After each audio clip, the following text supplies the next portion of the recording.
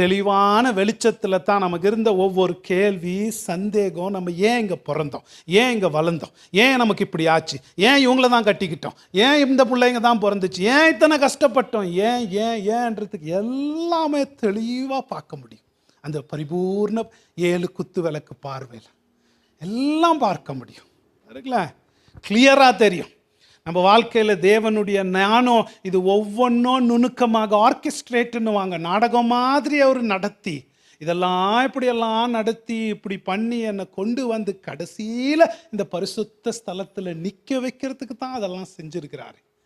அப்படின்னு அந்த வாழ்க்கையின் பராமரிப்பு, வனைவுகள், தாழ்வுகள், மேல்வுகள், எல்லா சூழ்நிலைகள், செழிப்பும் வறுமையும் கஷ்டமோ சுகமோ எல்லாமே தேவன் இதுக்குத்தான் நடத்தி இருக்கிறார். இதெல்லாம் எப்படி நடத்தி, இது ஏன் நடந்துச்சுன்னு எல்லாத்துக்கும் வெளிச்சம் அன்னைக்கு கிடைக்கும்.